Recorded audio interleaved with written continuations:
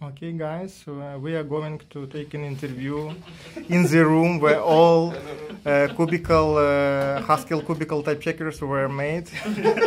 So please meet Anders Mörtberg. Hello. So please meet Carlo Angiuli. And I'm sorry, I John forgot. Sterling. John Sterling. Wow. So that's the author of Red TT and Red PRL, right? Yeah. So I'm just interested what guys you are not doing now, because you created a lot of provers.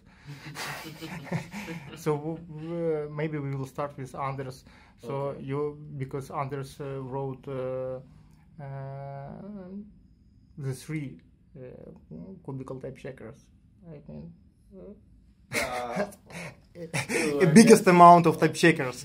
Number, yeah, quantity. Yeah, quantity. Yes. Could invent the new one. So Anders said that he is going to drop cubical TT No. in the favor of Agda Yeah. minus cubical. Yeah. So let's talk about this a little bit. Yeah, right. So the cubical Agda is, I view it as like a successor of cubical TT in the sense that it has all the features of Agda, like implicit arguments and Infinite number of universes. yes, That's it's, good too, it's yeah. hopefully consistent. Yeah. It's definitely, and I don't know, yeah, all the nice Agda stuff. Automation. Like automation, pattern Holes. matching, holes, Yeah. all that stuff is in there. So I have a question regarding this hcomp trans branch. Oh, yes. So yeah. when I try to implement in master branch the hop vibration, it didn't check, and you said please take a hcomp branch, but from the papers, so hcomp main motivation of hcomp branch was the support of recursive high inductive tapes, but the encoding of hop vibrations doesn't involve that. So why it doesn't type check?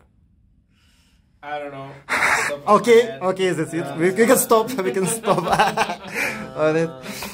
Well, there might be something. I don't know. Maybe the definition that you had used hcomp. I don't know, and it's just not implemented on the master branch. I'm not sure. So maybe I need to ask to John. So you decide to, you are working now on the new provers, like continuously. Sort of. I've actually been doing a bit more math on paper lately, but so a few years ago we made the red Perl proof assistant, and we learned all we could from that experiment, and then we built a successor, which is red TT. So red TT is in many ways inspired by cubical TT and Agda, and it was meant to be an implementation of the Cartesian cubical type theory that would support interactive development with holes and tactics and things like that. So how is Yak TT is connected to red TT? Is it replaceable? We were kind of working on red TT and Yak TT simultaneously. So while I was making the initial prototype of red TT, Carlo and Anders were building Yak TT as a way to experiment with similar ideas. Basically, at a certain point, red TT superseded Yak TT as like the Pittsburgh implementation of Cartesian cubical type Yeah. theory. But all of them are Pittsburgh, right? What's that? All of them are Pittsburgh Well, flavor. This is Arendt. Except Right. Arendt, yes. Yeah, and also cubical TT we started in Gothenburg many years Well, ago. it's not Cartesian though. No, not Cartesian. Yes. Oh yes, we're talking Cartesian. Yes. Yes. All of Yeah. them except for Arendt. Yeah. Right. Yeah. I understand. So, So- like the ideas that went into Yak TT are sort of in red TT now. Yeah, like Yeah. red Yeah. TT is like Yak TT is like version 0 of Yeah. of red TT. So red TT is considered as a most fresh version we should suggest our students to take, right? Yeah, I certainly recommend trying it out. So- if you're looking for the Cartesian. Of the ones that we're involved in, I think like Yeah. Cubical Agda and red TT Yeah. are the ones that we're sort of actively Yeah. working Yeah. on. So if, for example, we will port Groupoid Infinity Cubical TT base library to red TT, you will be happy, right? Oh, absolutely. Yeah. I would be delighted. Yeah. So maybe I should ask Carlo something about what you're doing in that. So yeah. Yeah. Well, I mean, the whole time I've been a lot less involved in, implementing provers, although I did do a lot of work on YACTT. And, I've done a bit of work on Red Perlin and Red TT, but mostly my work was the theory behind Red Perlin and Red TT, working that out, mostly on paper, the semantics of all of that. But to Carlo, we owe the existence of Vim editor modes for Red TT and Red Perl. Yeah, that's why are there only Vim editor modes? This guy.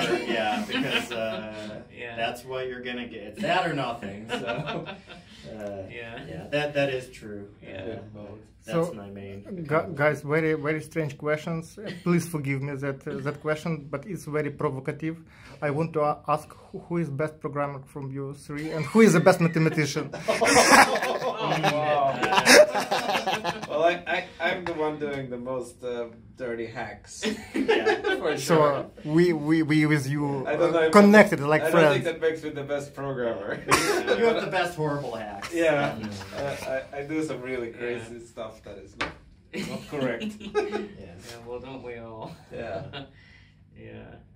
I think maybe I'm the only one who actually spent years working in industry as a programmer. Yeah. It doesn't make me better. Probably the most disciplined, maybe. Yeah.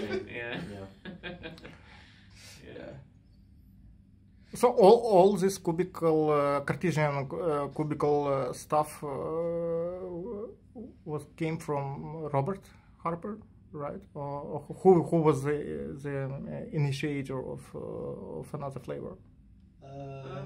I guess it was Bob's group has been heavily involved in that, and then early on also Dan Licata and Guillaume Brunery were working with the cubical style of type theory. Now almost everyone who has done anything with cubes has contributed in some way to the to this project. So I mean early on. Right, there's the BCH model, and then I think the next thing everyone tried was making it Cartesian, but then various people like Thierry, Cocon went from the Cartesian. He thought about the Cartesian one a long time ago, but then ended up making the cubical TT thing working. And in the meantime, Dan and Guillaume thought about it, and a lot of people thought about it, but the papers that get the Cartesian cubical type theory, working completely, or me and Bob and Dan and Guillaume and Thierry and Favonia. And in sort of a parallel branch of research, Steve Audi in the hall over there has also done work on Cartesian versions of cubical type theory. Yeah, more from the semantics point of view, right? Regarding this conference, I came to. Have you guys considered adding the cohesive stuff to type checkers? I mean the flat modality. So I've been working on syntactic meta theory for a version of type theory with a flat modality. And so recently my collaborators Daniel Gratzer and Lars Birkerau and I have proved a normalization result for such a type theory. And so we are interested in extending the cubical type theories with support for modalities like this, but we haven't really started working in that direction yet. But you have some form of implementation, right? Yes, so we do have an experimental implementation of type theory with a flat modality. In Red TT branch?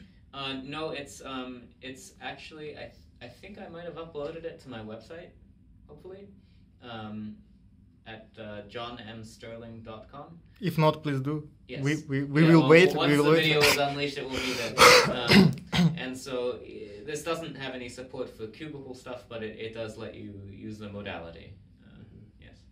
Yeah, there's a flat version of Agda developed by Andrea Vezzosi, but I don't think it's currently compatible with with Cubical. The cubicle. Yeah.